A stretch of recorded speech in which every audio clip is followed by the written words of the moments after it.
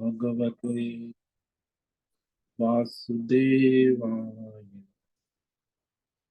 ओम नमो भगवते वासुदेवाय। ओम नमो भगवते वासुदेवाय। ओम नमो भगवते वासुदेवाय। ओम नमो भगवते वासुदेवाय। ओम नमो भगवते वासुदेवाय। ओम नमो भगवते वासुदेवाय। ओम नमो भगवते वासुदेवाय। ओम ओम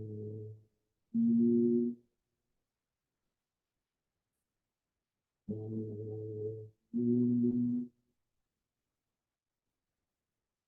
ओम श्री परमात्मने नमो नमः। ओम गंगणपतये नमो नमः। ओम सं सरस्वत्यै नमो नमः। ओम गुरुभ्यो नमो नमः। ओम सहनाववतु सहनौ भुनक्तु सह वीर्यं करवावहै तेजस्विनावधीतमस्तु मा विद्विषावहै। ओम शांति शांति शांति। सदाशिव समारंभां शंकराचार्य मध्यमाम् अस्मदाचार्य पर्यन्तां वंदे गुरु परंपराम्। ओम पार्थाय प्रतिबोधितां भगवतां नारायणेन स्वयं व्यासेन ग्रथितां पुराणमुनिना मध्ये महाभारत अद्वैतामृतवर्षिणीं भगवतीम् अष्टादशाध्यायिनीम् अम्ब त्वामनुसन्दधामि भगवत् गीते भवद्वेषिणि। वसुदेवसुतं देवं कंसचाणूरमर्दनं देवकी परमानन्दं कृष्णं वन्दे जगद्गुरुं। नमस्ते परमं ब्रह्म सच्चिदानन्दरूपा निर्गुणाय नमस्तुभ्यं ओंकाराय नमो नमः। सर्वे दुर्गाणि तरन्तु सर्वे भद्राणि पश्यन्तु सर्वे सद्बुद्धिमाप्नोतु सर्वे सर्वत्र नंदतु। ओम तत्सत। ओम ओम ओम। आप सभी ऑनलाइन नेटवर्क पर उपस्थित सभी भगवत गीता श्रवण साधकों को आज प्रातः का अभिवादन अभिनंदन अभिवंदन। हरि ही ओम हरि ही ओम हरि ओम। हम सबको आज का यह दिव्य दिन तन मन धन जन देश काल विषय वस्तु परिस्थिति अवस्था या अध्यात्म भौतिक दैवी व्यष्टि समष्टि क्षेत्र सभी को अपने अपने पूर्व में अनंत जन्मों में किए हुए संचित पाप पुण्य धर्म अधर्म मिश्र कर्मों के पके हुए फल स्वरूप में वर्तमान में आज सभी को अपने अपने प्रारब्ध अनुसार परमेश्वरी अचिंत्य योग माया के माध्यम से प्रसाद स्वरूप में प्राप्त हुआ है। अतः आज का यह दिव्य दिन परमार्थ हेतु निष्काम सेवा यज्ञ देव यज्ञ ऋषि यज्ञ पितृ यज्ञ मानवता यज्ञ भूत प्राणी यज्ञ सात्विक दान शारीरिक वाचिक मानसिक तप निष्काम कर्म योग ध्यान योग भक्ति योग ज्ञान योग साधनाएं स्वाध्याय वेद शास्त्रों का अध्ययन अध्यापन उपासना आराधना के लिए समर्पित करे और कराए। अत्यंत दुर्लभ मनुष्य जीवन को परमार्थ हेतु सार्थक करे और कराए। आज विक्रम संवत 2081 मार्गशीर्ष मास शुक्ल पक्ष की चतुर्थी तिथि है जो सायं 7:59 तक है। उसके बाद पंचमी लगती है। आज है उत्तर आषाढ़ नक्षत्र जो कल सुबह 6:23 तक। उसके बाद श्रवण नक्षत्र लग जाता है। आज है शनिवार शनि देव और हनुमान जी की आराधना उपासना का दिन और यहाँ शीत ऋतु चल रही है। रात्रि का न्यूनतम तापमान 4 डिग्री रहा और दिन का अधिकतम तापमान 21 डिग्री रहा। और अभी 7 बजे 7 डिग्री तापमान है। वायु की गति 5-10 किलोमीटर प्रति घंटा चल रही है। ईस्वी सन 2023 16 दिसंबर 16 दिसंबर 2020 सुबह के 7 बजने वाले हैं। कलयुग का प्रथम चरण 5248 वर्ष 7वां मनवंतर श्वेत वराह का ब्रह्मा जी का 26वां दिन और 51वां वर्ष चल रहा है। वैसे अनंत कोटि ब्रह्मांडीय परमेश्वरी अचिंत्य योग माया में हमारा यह एक ब्रह्मांड, इस ब्रह्मांड में ये पृथ्वी लोक में समुद्र के ऊपर जम्बू द्वीप में विश्व का एकमात्र वैदिक राष्ट्र भारत में उत्तर हिमालय प्रांत उत्तराखंड राज्य में टिहरी जिले में हिमालयन शिवालिक पर्वतमाला के अंतर्गत मणिकुट पर्वत के ऊपर नीलकंठ महादेव के सामने ऋषिकेश नगरी में मुनि की रेती प्रांत में शीशम जाड़ी में अवधूत बाड़ा आश्रम के सी ब्लॉक के 5 नंबर कमरे से पहले माले से गंगा किनारे से हम स्वामी उत्तमानंद सरस्वती भगवद गीता के आचार्य शिष्य स्वामी चिन्मयानंद सरस्वती महाराज कैवलाद्वैत वेद व्यास भगवत पाद शंकराचार्य की श्रृंगेरी संन्यास परंपरा से शिक्षित दीक्षा सनातन वैदिक भारतीय हिंदू धर्म अनुसार संपूर्ण भगवद गीता ज्ञान यज्ञ ऑनलाइन चैतन्यमय जीवंत लाइव प्रसारण के अंतर्गत व्याख्यान माला अध्याय 3 कर्म योग के श्लोक नंबर 19 और 20 पर संस्कृत एवं हिंदी में व्याख्यान करेंगे। दिव्य पवित्र सरल व्यावहारिक सटीक पूर्ण वर्ण अक्षर पद वाक्य पंक्ति श्लोक अध्यायों की संगति संधि अन्वय शब्दार्थ वाक्यार्थ भावार्थ रसार्थ के यथार्थ तात्पर्य सहित वैदिक शास्त्र वेदव्यास साहित्य शंकर भाष्य एवं परंपरागत सन्यासी आचार्यों की टीका टिप्पणी सहित आज का यह भगवद गीता व्याख्यान करेंगे। कृपया आप सभी श्रद्धा भक्ति ध्यान से परिपूर्ण होकर के यह दिव्य भगवद गीता श्रवण साधना करें, कुछ ग्रहण करें, कुछ धारण, कुछ अपने जीवन में चरितार्थ करें और उसमें निरंतरता लाए। अपनी अपनी आध्यात्मिक भौतिक दैवी अशांति द्वंद्व मोह विक्षेपों से रहित होकर और धार्मिक और शास्त्रीय भ्रम भ्रांतियों से रहित होकर के अपने अपने शरीर इंद्रिय प्राण मन वचन कर्म से एक रूप एकाग्र होकर के शुद्ध सात्विक सूक्ष्म वेद शास्त्र एवं आचार्य परंपरा अनुसार भगवत विवेक बुद्धि करे। पुनः पुनः इस व्याख्यान का श्रवण करे, मनन करे, चिंतन करे, चर्चा विचारणा करे, प्रचार प्रसार करे, लिंक भेजे, ग्रुप में शेयर करे, अपना और सबका परम कल्याण करे और कराए। ओम तत्सत। ओम ओम ओम। तो कल हमने आत्मज्ञानी की 7 अलग अलग अवस्थाओं पर विचार किया।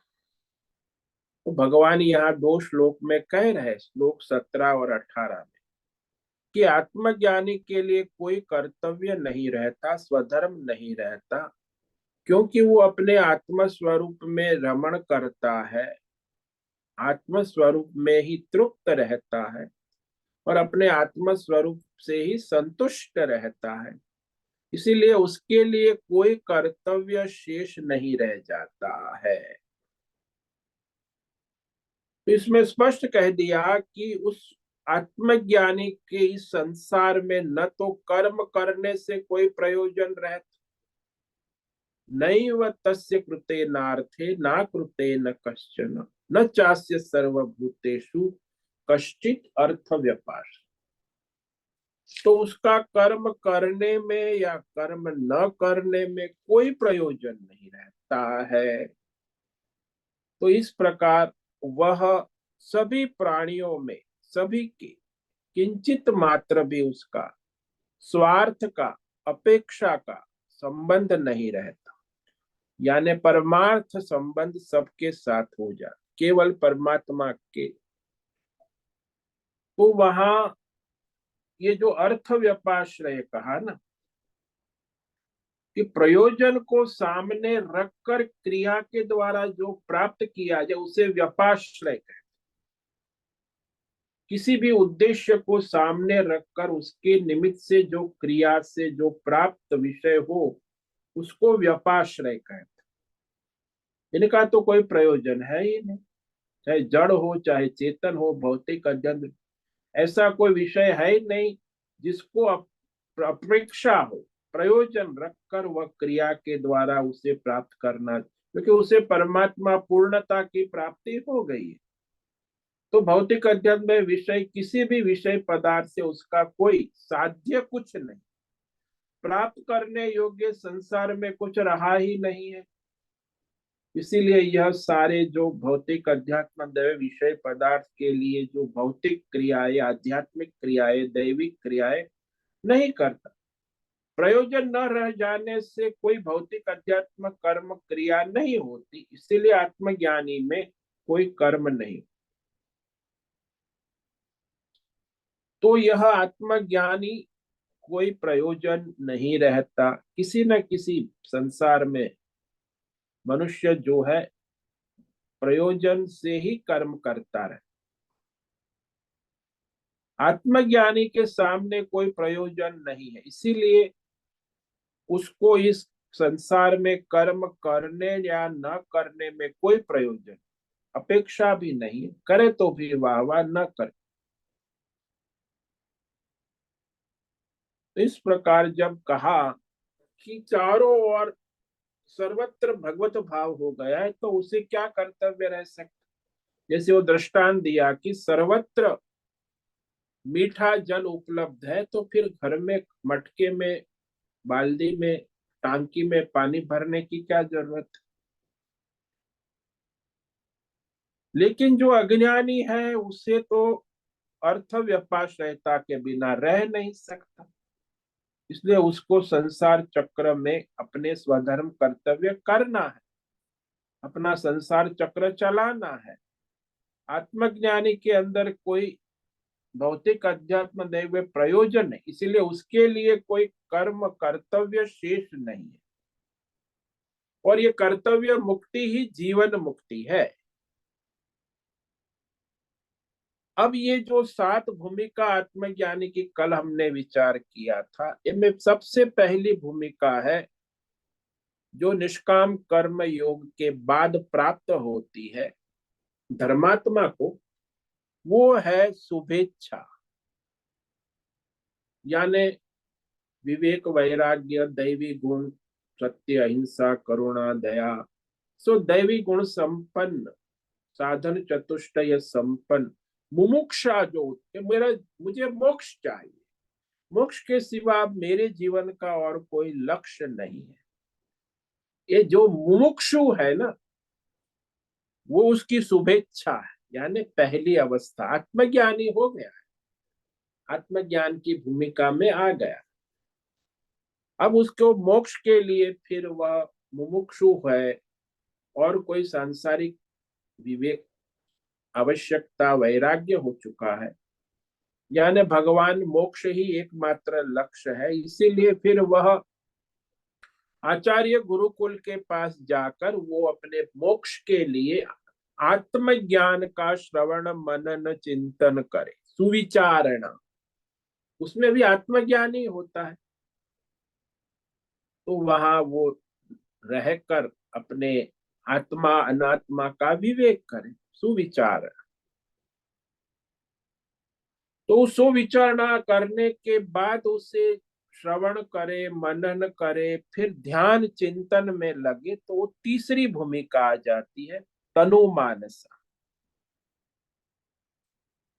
ये सारी जागृत अवस्था जैसी भूमिका है कि पहले वो मुमुक्षु होता है, फिर वह श्रवण मनन चिंतन आचार्य के पास करता है गुरुकुल में, और उसके बाद वो ध्यान में लगता है, आत्मचिंतन, ध्यान, समाधि में भी चला जाता है। तो इस तरह वह 3 भूमिका पार करने के बाद, ये प्रारब्ध के अनुसार भूमिकाएं बदलती रहती है, और उसके बाद उसका जो प्रारब्ध है उस अनुसार आगे उसे चौथी भूमिका में पहुंच जाता, सत्वापत्ति, यानी उसके लिए सारा संसार प्रपंच स्वप्नवत उसे प्रत्यक्ष अनुभव में आता। क्यों जागृत जगत भी स्वप्नवत ही अनुभव में आता है। तो वह उसकी चौथी भूमिका है। पंचम भूमिका है असंशक्ति, यानी वहां उसका संसार से पूरा, जैसे आप सुषुप्ति में चले गए तो सुषुप्त अवस्था में फिर जागृत स्वप्न जगत नहीं रहता, वैसे ही उस आत्मज्ञानी का भी उस पंचम अवस्था में, चौथी पांचवी अवस्था में जागृत और स्वप्न जगत नहीं रहता, केवल एक परमात्मा में उसकी दृढ़ एकता हो जाती। वो सुषुप्त अवस्था है, लेकिन वो जग जाता है फिर। वो पहली अवस्था है उसकी सुषुप्त। तो वहां पांचवी भूमिका में असंशक्ति कहा। फिर छठी अवस्था में गाढ़ सुषुप्ति, निद्रा जैसा होता है, वैसे ही वो अपने आत्म स्वरूप में गाढ़ एकत्व होने के बाद वो स्वयं नहीं जगता, उसे कोई जगाए तो जगता है, बाकी वो अपने आत्म स्वरूप में स्थित रहता है, पदार्थ भाविनी। और उसके बाद सातवीं भूमिका में वह तो निर्विकल्प समाधि में वो जगता भी नहीं, जगाने के बाद यानी पूर्ण ब्रह्म स्वरूप। तो उसका शरीर है तो उसका कोई शिशुवत देखभाल करे तो शरीर रहता है, नहीं तो शरीर भी नहीं रहता। तो ये सातों भूमिका जो है क्रम से, प्रारब्ध से, उसकी साधना की परिपक्वता से आती है। और इस प्रकार वह आत्मज्ञानी अपने जीवन मुक्त अवस्था में सातों भूमिकाओं में से आगे बढ़ता है। तो उसे फिर इस संसार में कोई प्रयोजन नहीं रहता, आत्मज्ञानी को, सन्यासी को, क्योंकि उसका परमार्थ से ही रिश्ता हो गया ना। तो इस तरह अब जो अर्जुन को ये प्रश्न क्यों भगवान ने कहा कि अर्जुन समझता है कि आत्मज्ञान श्रेष्ठ है, आत्मज्ञानी बनना है, तो फिर तुम मुझे ये युद्ध रूपी धर्म युद्ध में क्यों लगाते, नियुक्त करते। ओम नमो नारायण। तो भगवान स्पष्ट करते हैं कि आत्मज्ञान की योग्यता न होने तक तुम्हें अपना स्वधर्म कर्तव्य कर्म निष्काम भाव से करते रहना है। प्रारब्ध के अनुसार तुम्हें भी योग्यता आएगी, निष्काम कर्म योग करने से शीघ्र योग्यता आएगी, सकाम कर्म करने से योग्यता नहीं आ पाएगी। इसीलिए तुम अपना स्वधर्म कर्तव्य कर्म निरंतर निष्काम भाव से करते रहो। तो अब आगे के श्लोक में ये कह रहे हैं कि तुम अपना स्वधर्म ईश्वर समर्पित भाव से, निष्काम भाव से करो। कैसे? तो श्लोक नंबर 19 में भगवान कहते हैं,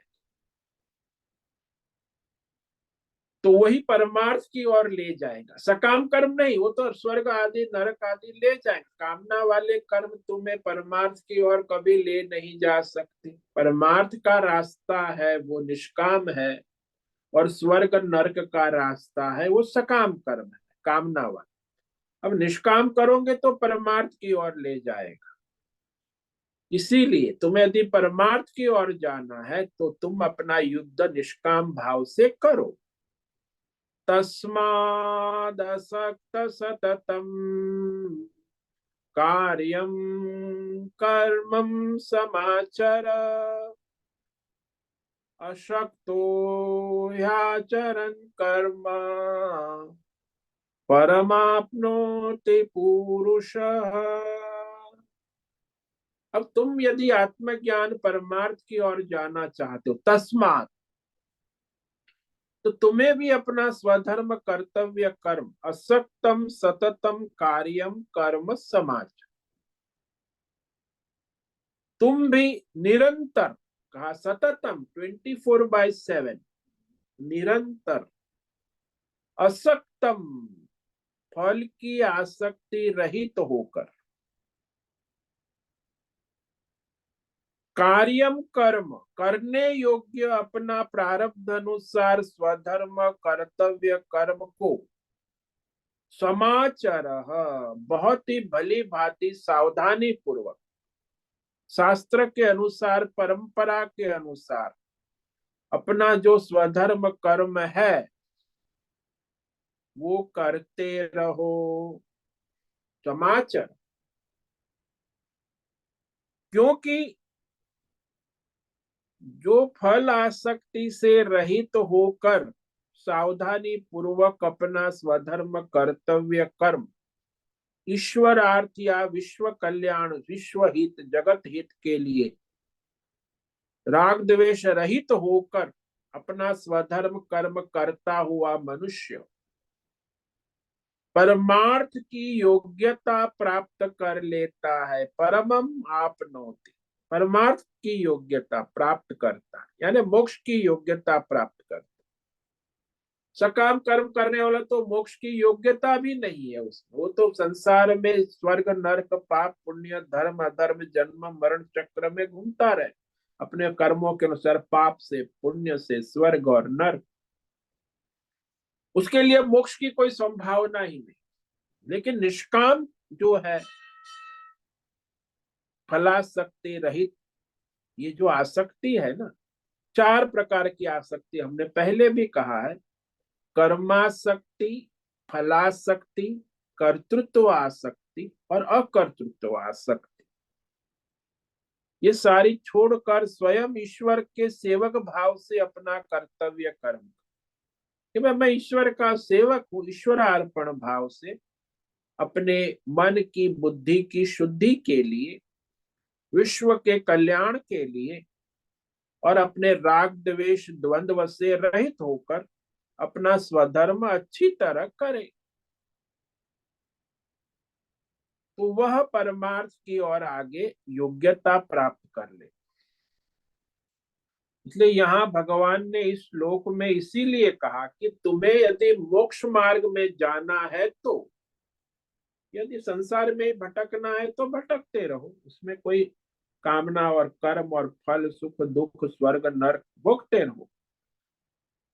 लेकिन तुम परमार्थ चाहते हो, मोक्ष चाहते हो, तो फल की कामना छोड़कर निष्काम होकर सदा सर्वत्र नित्य सततम अपने कर्तव्य कर्म जो वर्णाश्रम धर्म देश काल अनुसार यज्ञ दान तप स्वधर्म कर्तव्य का सम्यक अच्छी प्रकार से आचरण करते रहो। क्योंकि फल की कामना छोड़कर ईश्वर प्रसन्नार्थ, ईश्वर के लिए जो अपना निष्काम भाव से स्वधर्म कर्म करता मनुष्य मोक्ष की योग्यता पा लेता है, यानी मोक्ष मार्ग में आगे बढ़ने योग्य हो जाता है, मोक्ष के योग्य हो जाता है। भगवान कहते हैं कि तुम तो आत्मज्ञानी तो हो नहीं,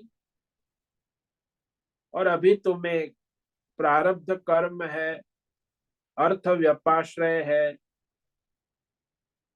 यानी किसी उद्देश्य को लेकर तुम कर्म करते हो, विषय प्राप्त हो, तो व्यपाश्रय है, उद्देश्य है, अपेक्षाएं है, कामनाएं है, इच्छाएं है, बहुत कुछ है। इसीलिए अर्जुन, तुम्हें प्रारब्ध अनुसार अपना स्वधर्म कर्तव्य कर्म है प्रतिदिन, उस स्वधर्म का भली प्रकार से तुम आचरण करो।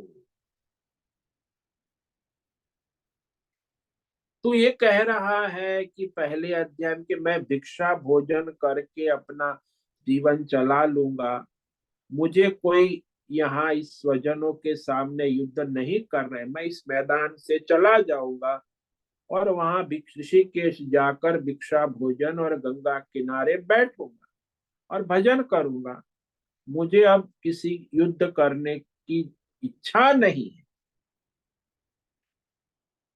तो ये तुम्हारा निर्णय संकल्प बहुत ही अनुचित है। अभी तुम्हारी वो योग्यता ही नहीं है, भिक्षा मांगना और प्रभु भजन करने की योग्यता नहीं है। क्योंकि जब तक तुम अपने मन बुद्धि को एकाग्र शुद्ध शांत नहीं करोगे, तुम वो सन्यास की योग्यता प्राप्त नहीं कर सकते।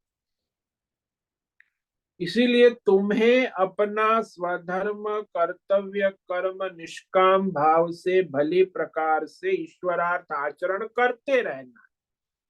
सततम कहा भगवान ने, सतत करता रहे।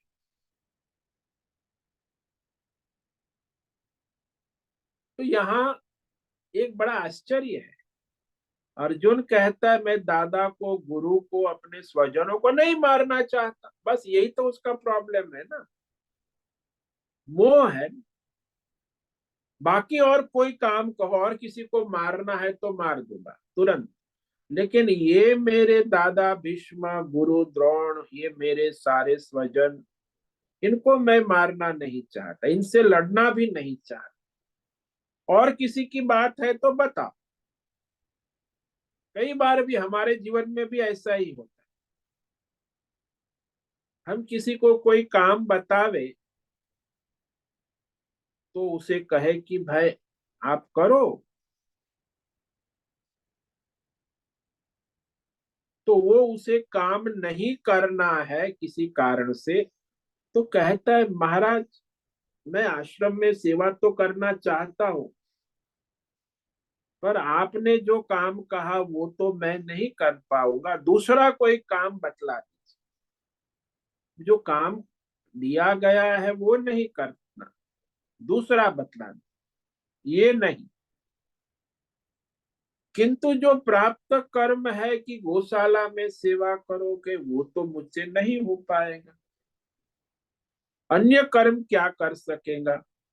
तो जो जिसको काम दिया गया है वो भी नहीं करता, तो उसे दूसरा काम, वहां भी वो क्या कर सकेगा?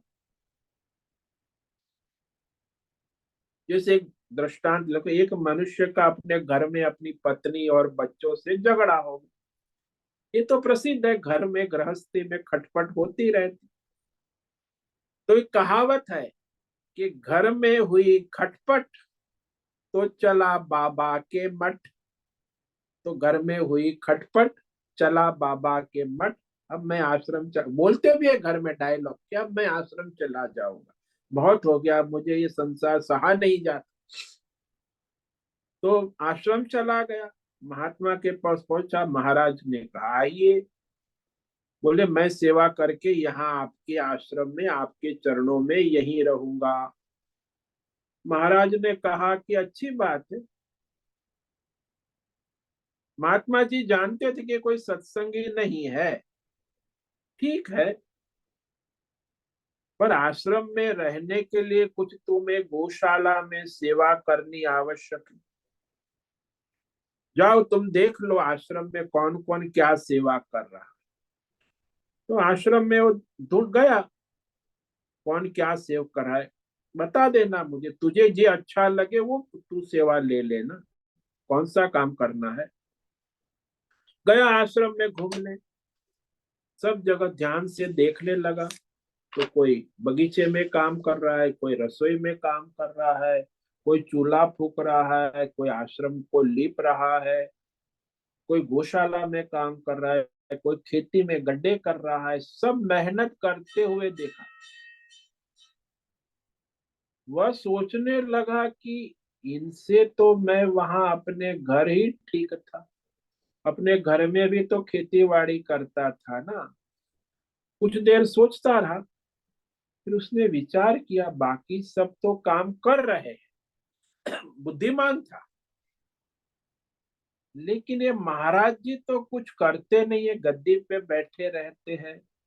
उनसे कहा कि महाराज जी आप क्या काम करते हैं आश्रम? बोले मैं तो कुछ नहीं करता, बस यही बैठा रहता हूँ, सबको आदेश देता हूँ ये करो ये ना करो, ऐसा करो वैसा, मैं कुछ नहीं करता। उसने कहा बस महाराज मुझे आश्रम में रहना है, और आप जो करते हो वही काम मुझे भी करना है, यानी कुछ नहीं करना है। अच्छा, तो बस संसार में भी ठीक इसी प्रकार से अर्जुन भी कह सकता था कि युद्ध को काम छोड़कर मुझे और कुछ कह दीजिए, और कोई काम करने को दे दीजिए। वो भी भगवान जैसे आप रथ चलाते, मैं भी ऐसा रथ चलाने का काम करूं। आप कुछ नहीं करते तो मैं भी कुछ नहीं करना चाहता। तो मुझे भी वह कुछ नहीं करने वाला काम बता दीजिए। कुछ नहीं करने वाला, आजकल सबको ऐसा ही चाहिए, कुछ नहीं करने वाला काम। जैसे कल मैं वहां बैंक में गया था, तो वहां सब ऑफिसर लोग अपने अपने टेबल पे, क्लार्क, अकाउंट, सब अपना अपना 20-25 लोग अपने अपने टेबल, 20-25। लेकिन मैंने देखा कि वो मैनेजर जो है ना, बैठा है पूरी कैबिन में से सबको देख रहा है, कुछ नहीं करता। मैंने देखा बस खाली बैठा है, देखता रहता है, कुछ नहीं करता। अब वो जनरल मैनेजर और बैंक का है। अब वो सब सोचते होंगे, वो क्लर्क और वो पानी देने वाला और वो अकाउंटेंट और सब, कि अरे मैनेजर को कुछ नहीं करना, सब हम ही करते रहते 8 घंटा काम, और हमें आदेश भी देता है, उसे कुछ नहीं कर। तो हम भी उसके जैसे हो जाए, लेकिन योग्यता तो बनानी होगी। तो मुझे भी कुछ नहीं करने वाला बनना है। ऐसे ही आजकल जो युवा वर्ग के होते, अपने दादा को कहते, दादाजी आप कुछ नहीं करते, अब मैं भी कुछ आपकी तरह कुछ नहीं करना। अरे भाई, दादाजी ने 50 साल किया काम, तू कहेगा मैं कुछ नहीं, कैसे चलेंगे? अपना स्वधर्म कर्तव्य करना है। तो ये जो मनुष्य की मानसिकता होती, कि मुझे भी कुछ नहीं करने वाला काम बता दी, इसीलिए भगवान ने कहा कि निरंतर कार्य करना है। तुम्हें सततम कर्तव्य कर्म करना ही है, चाहे कुछ भी करने को भगवान नहीं कह रहे। कुछ भी करो ऐसा किसी नहीं कहा कि जैसे मन में आया कुछ भी करो, मनमानी नहीं। प्रारब्ध अनुसार वर्तमान में अपना जो क्षण में स्वधर्म कर्तव्य प्राप्त है, उसको ही करना है। ही शब्द भगवान का है, समाचार है, सततम है, 3 शब्द है। कि तुम्हारा जो वर्तमान प्रारब्ध है, उसी अनुसार भली भांति अच्छी तरह समाचार, सततम निरंतर, लापरवाही किए बिना 24/7 सतत निरंतर करते रहो। कैसे? असक्त, फल की आसक्ति रहित, ईश्वर समर्पित भाव से। कर्म आसक्ति, फलासक्ति, कर्तृत्व आसक्ति और अकर्तृत्व, 4 प्रकार की आसक्तियों से रहित। आसक्ति से रहित होकर यह प्रारब्धानुसार मेरा स्वधर्म कर्तव्य, इसीलिए मुझे यह कर्म करना ही है। इस प्रकार की विवेक बुद्धि से अपना स्वधर्म कर्तव्य कर्म निष्काम भाव से करो, आचरण। और इस तरह निष्काम भाव से आसक्ति रहित होकर यदि तुम अपना स्वधर्म कर्तव्य निरंतर करते रहोगे, तो तुम भी परमार्थ की योग्यता प्राप्त कर लोगे, मोक्ष की योग्यता प्राप्त, मोक्ष के लिए योग्य बन जाओगे। तो यहाँ बुद्धि शुद्ध होगी, इंद्रियों का संयम होगा, वाणी एक शुद्ध होगी, और आप परमार्थ की योग्यता प्राप्त करोगे। तो फिर भगवत ध्यान भजन में आप लग पाओगे, नहीं तो नहीं हो पाए। अब यहाँ प्रश्न उठता है कि आसक्ति से रहित होकर कोई कर्म करेगा क्यों? कर्म आसक्ति, फल आसक्ति, कर्तृत्व आसक्ति, अकर्तृत्व आसक्ति, भला कोई कर्म क्यों करेगा? उत्तर है, ईश्वर की आज्ञा का पालन करने के लिए जो प्रारब्ध के अनुसार ईश्वर ने जन्म से हमें जो कर्तव्य कर्म दिया है वही करेगा, अपनी मनमानी नहीं करेगा। भगवान ने पहले ही कह दिया है कि मैंने ये जो सृष्टि चक्र चलाया है उसमें सब अपना स्वधर्म करे। जो हमने पीछे देखा 2 श्लोक में, अन्नाद भवन्ति भूतानि पर्जन्यात् अन्न संभव, यज्ञाद भवति पर्जन्य, यज्ञ कर्म समुद्भव, कर्म ब्रह्मोद्भवम विद्धि, तस्मात् सर्वगतम ब्रह्म नित्यम यज्ञे प्रतिष्ठित। भाई यज्ञ तो कर्म से ही होगा ना, और सृष्टि चक्र चलाने में आपका स्वधर्म कर्तव्य महत्व। तो भगवान ने सभी मनुष्य को अपने कर्तव्य स्वधर्म कर्म बांट दिया है ना।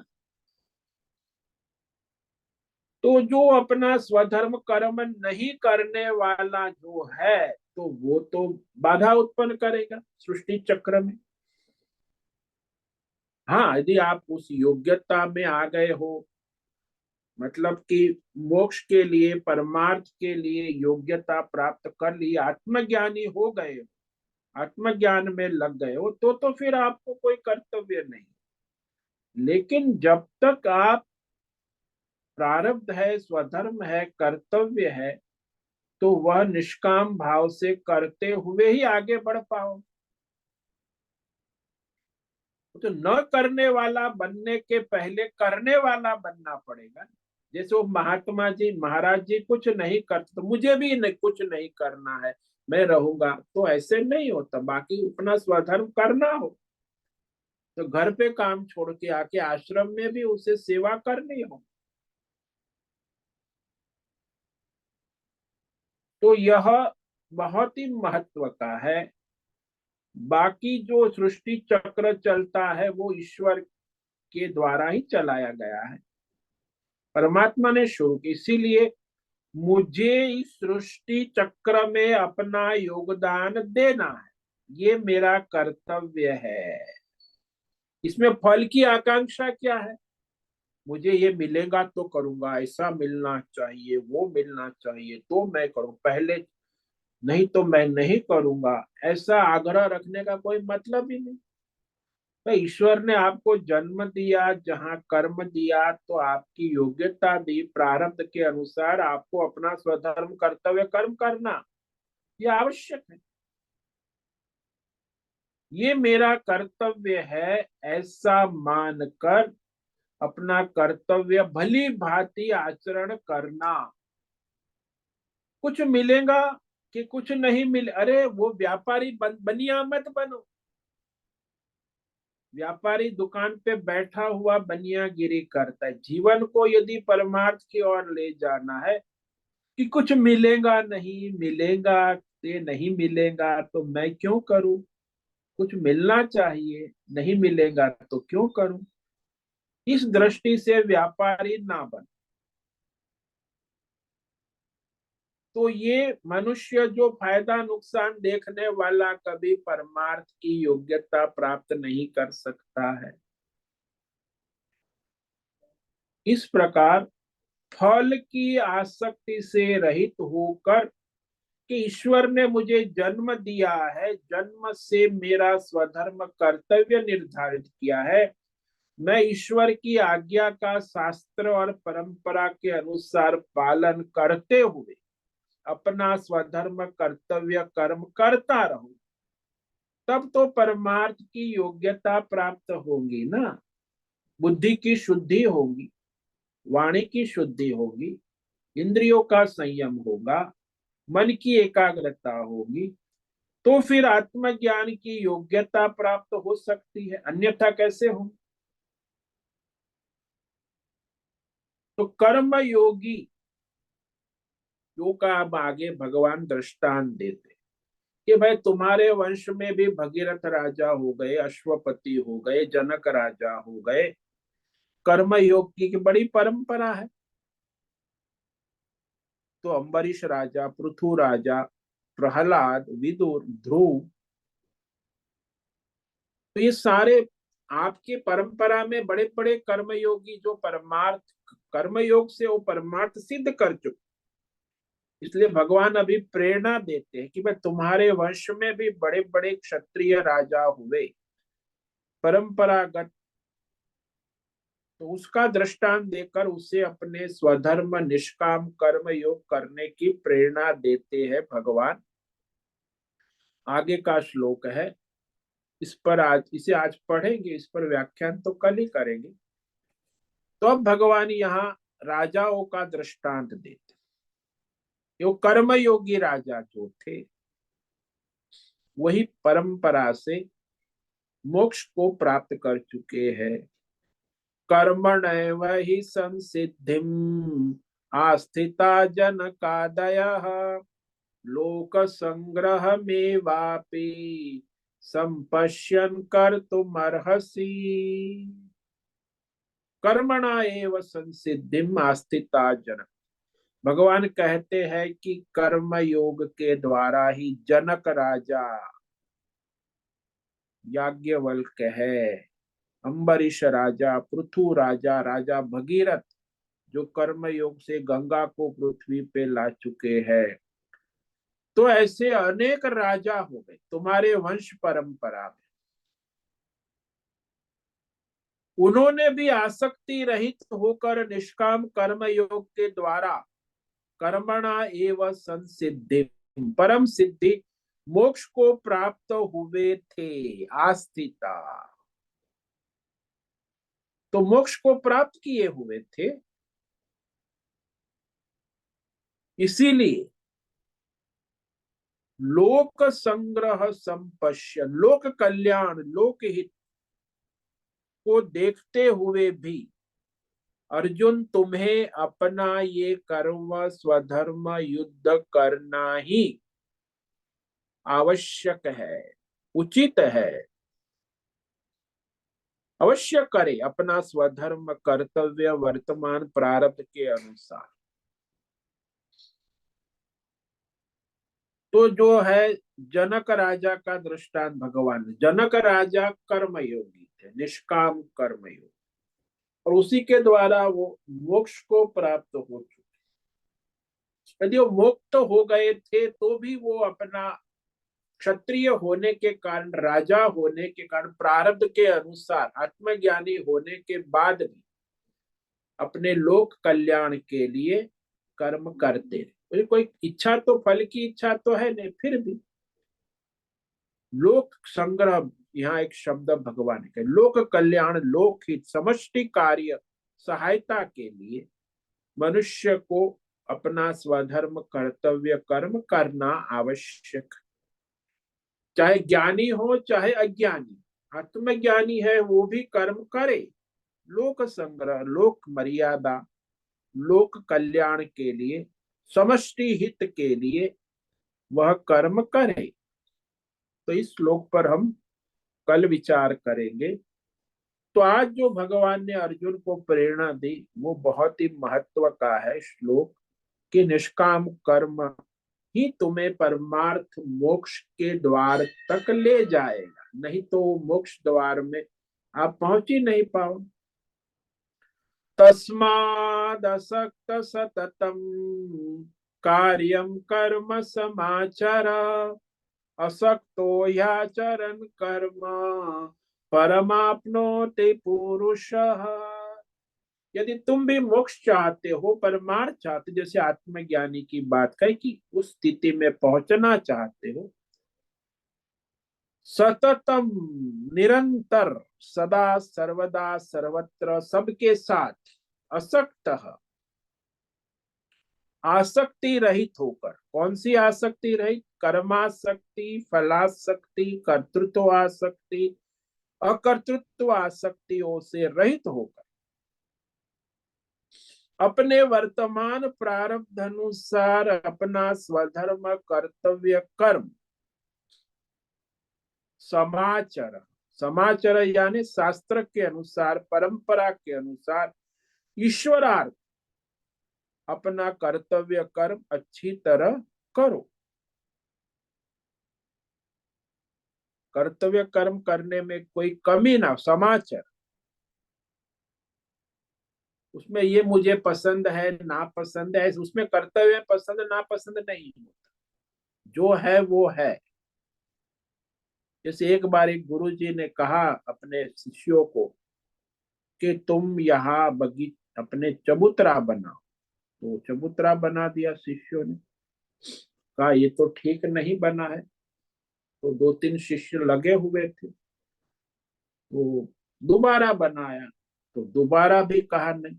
तो उसमें से दो शिष्य कहे अरे महाराज अब इतनी मेहनत की, आप कहते हो ठीक नहीं है। लेकिन एक शिष्य था वो लगा रहा कि तीसरी बार बनाए, गुरुजी ने कहा है ना जैसा कहे वैसा बनाओ। तो वो अकेला ही तीसरी बार उसने चबूतरा बना, समाचार कि गुरुजी के लिए बनाना है। फिर उसमें क्यों परेशान कि नहीं, ये हमने मेहनत की और इतना अच्छा काम किया तो भी गुरुजी को पसंद में क्यों नहीं है। तो भली भांति का मतलब है कि ईश्वरार्थ सबके हित भले के लिए अपने कर्म करते रहे। समाचार, समाचार के दूसरा भी एक अर्थ होता है कि जो हमारा स्वधर्म है उसे अच्छी तरह सावधानी से करे। कर्म में सावधानी का नाम समाचार, और आसक्ति से रहित होकर संग रहित फल, बहुत सावधानी रखनी आवश्यक। कर्म करते हुए यदि ऐसा वो निष्काम भाव से अपना स्वधर्म आचरण करता हुआ वह मनुष्य परम आपनोति मोक्ष की योग्यता प्राप्त कर लेता है, पा लेता है, यानी उसकी बुद्धि शुद्ध हो जाती, वो परमार्थ ज्ञान आत्मज्ञान की योग्यता प्राप्त कर ले।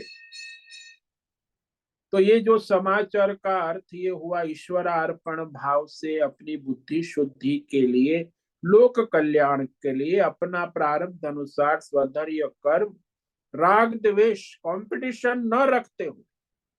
कंपटीशन में राग द्वेष होता है, आजकल कॉम्पिटिटिव वर्ल्ड है, तो राग द्वेष आसक्ति से रहित होकर ईश्वरार्थ अपना स्वधर्म कर्म करे। द्वंद्व में भी राग द्वेष हो जाता है, व्यष्टि समष्टि कार्य ईश्वरार्थ करे, चाहे व्यष्टि हो चाहे समष्टि। तो इस तरह ये जो भगवान ने यहाँ स्पष्ट कह दिया। अब आगे जो है अर्जुन को कर्तव्य पालन के लिए प्रेरित करना चाहते हैं ना, इसीलिए कहेंगे कि जनकादि राजा भी कर्म योग से मोक्ष को प्राप्त कर चुके हैं। उस पर हम कल विचार करेंगे। ओम नमो नारायणाय, ओम नमो नारायणाय, ओम नमो नारायणाय, ओम नमो नारायणाय, ओम नमो नारायणाय।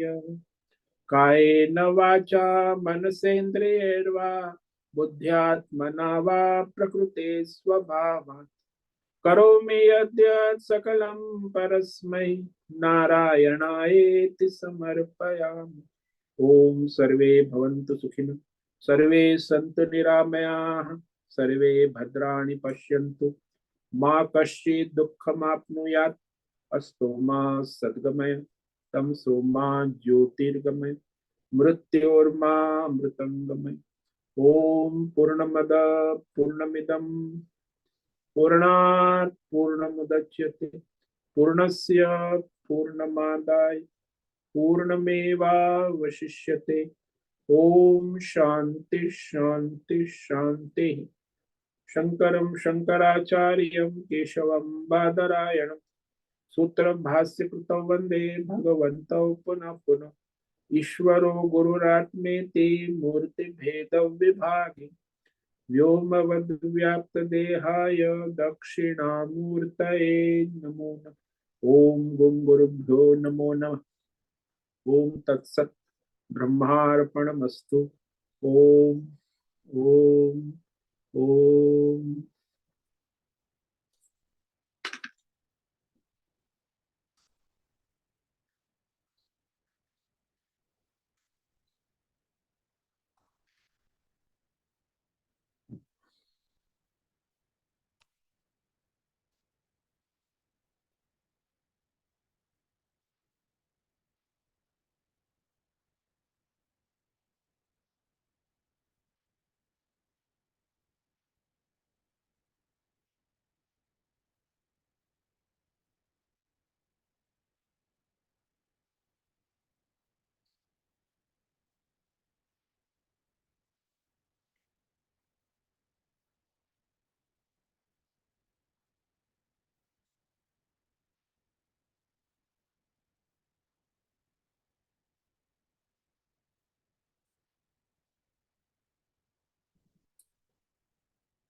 किसी भी साधक को कोई प्रश्न है अभी पूछ सकते, प्रश्नोत्तरी का समय है।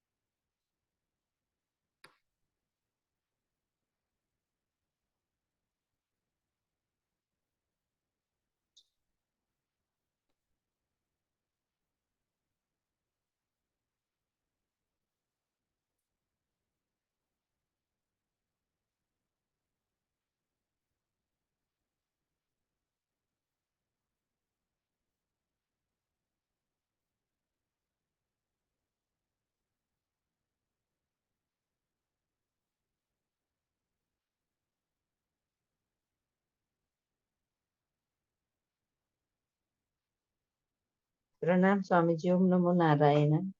ओम नमः। बोलो माधव। स्वामी जी, ये श्लोक में लोक संग्रह का अर्थ बताएंगे? कल बताएंगे, कल 20वां श्लोक अच्छा। है ना।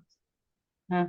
लोक अच्छा, मैंने शोक आधा लोक। बीच में सुना, बहुत दिन के बाद, तो मुझे लगा आज हो गया, तो बीच में से नहीं, सुना, मालूम आज नहीं। नहीं हुआ, आज तो ये 19वां श्लोक हुआ। अच्छा। और ये इसमें तो भगवान ने सततम अपना आसक्ति रहित होकर स्वधर्म कर्तव्य कर्म शास्त्र परंपरा अनुसार भली भांति करते रहो। तो इस प्रकार आसक्ति रहित कर्म, और कोई साधना इससे बढ़कर और कोई साधना नहीं, तप नहीं। और उसी तरह अपना स्वधर्म करते हुए तुम मुमुक्षु मोक्ष की योग्यता प्राप्त कर लेते। फला शक्ति के बिना। हाँ, फलाशक्ति के बिना ईश्वरार्थ स्वयं ईश्वर के सेवक भाव से अपना कर्तव्य करे। कि ईश्वर अर्पण मेरी बुद्धि शुद्धि के लिए, विश्व हित कल्याण के लिए स्वधर्म कर्तव्य रूप से, जिसमें राग द्वेष नहीं होना चाहिए, अपना पराया मेरा तेरा ये कंपटीशन भी नहीं होनी चाहिए। निर्लेप ईश्वर होकर। समर हाँ, निर्लेप होकर निर्लेप। ईश्वर को समर्पित भाव से, हाँ। शास्त्र के अनुसार और परंपरा के अनुसार। सावधानी का मतलब भी ये है, समाचार। तो बहुत सावधानी रखनी है। समाचार कर्तव्य कर्म है, तो उसमें अब मुझे पसंद है ये नहीं है, मुझे ये अच्छा, ऐसा करोगे तो आप कर्तव्य नहीं करोगे, फिर तो आप राग द्वेष और कंपटीशन में आ गए। तो वो तो कोई परमार्थ हो ही नहीं सकता, निष्काम भी नहीं होगा, सकाम भी ठीक से नहीं होगा। अगर राग द्वेष युक्त है तो। सकाम भी ठीक से नहीं होगा, निष्काम तो बहुत की। हाँ, इसलिए वो सावधानी रखना आवश्यक है। मूल तो ये द्वंद्व रहित राग द्वेष रहित तो होना, ये बहुत ही बड़ी। संसार में भी जो लोग सकाम कर्म करते और राग द्वेष से करते हो, सकाम कामना भी सिद्ध नहीं होती, वो कर्म भी उनके व्यर्थ चले जाते राग द्वेष से प्रेरित होकर। इसलिए सबसे बड़ा शत्रु है, चाहे सकाम कर्म करने वाला हो चाहे निष्काम, राग द्वेष और कंपटीशन करेगा तो वो अपने लक्ष्य और की ओर से पतित हो जाएगा, उसे लक्ष्य प्राप्त नहीं कर पाएगा। फलार्थी है वो भी अपने फल को प्राप्त नहीं कर पाएगा, क्योंकि वो राग द्वेषी उसको बाधा रूप शत्रु है उसके। भगवान ने कहा तयोर न वशम आगच्छे तव यस्य परिपंथी। परिपंथी। ये तुम्हारे भीतर बैठे हुए तुम्हारे पाले पोषे दो शत्रु, राग और द्वेष। मुझे ये पसंद है, मुझे ये पसंद नहीं है, बस ये आपके व्यक्तिगत राग द्वेष है। कोई मार्केट या भगवान ने नहीं दिए, बाजार से नहीं आए, सभी के अपने अपने राग द्वेषी उसको डुबोते हैं। इसलिए उससे सावधान रहे। आपके अंदर छुपे आपने रखे हुए डाकू लुटेरे शत्रु है, उससे यदि आप सावधान हो गए तो फिर आपका कल्याण निश्चित। प्रणाम। ओम नमो नारायण। प्रणाम ओम सर। नमो नारायण।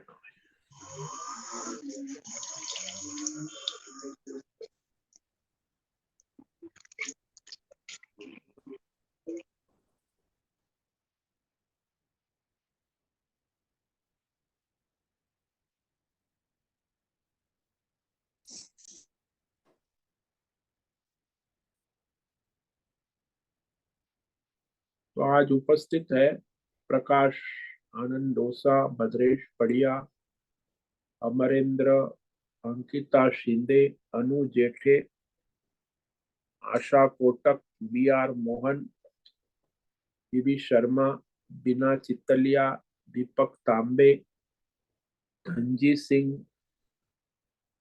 गीता मेनन, हेमा कोटक, ईशला जोशी, जयंती पांडा, ज्योति धूमल, कृष्ण कुमार मौर्य, माधवी आचार्य, मेधा जोशी, मीना सतीश सिंगाड़े, मीनाक्षी काले, मोहन राम, मुन्नालाल यादव, पद्मा गोहिल, पंकज भट्ट, पृथ्वीराज मावलव, राजेश यादव, संजीवनी श्रीरंग रानडे, सीमा जोगी, शंकर सिंह, शिवानंद पारे, सुनील ठाकुर, सुरेश कुमार, तेजस पटेल, उषा मेनन, विद्या सिंधे, विशाल बेड़ेकर, सुनंदा साम, आरती जादव। तो आज 40 साधक उपस्थित है।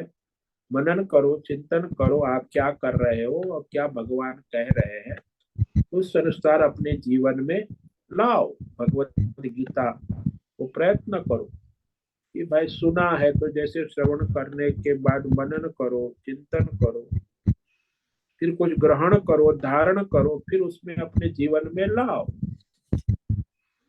तो सबका कल्याण इसी में है।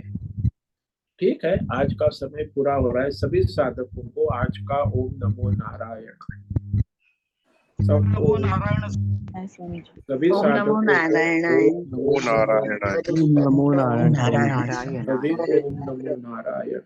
बहुत से निवेदन है, ओम आज नमो का नारायण। सत्संग पूर्ण करे। ओम नमो नारायण। आज ओम का नमो यह दिव्य नारायण सत्संग स्वामी जी। हम यही पूर्ण करते हैं। सभी साधकों को ओम नमो नारायण।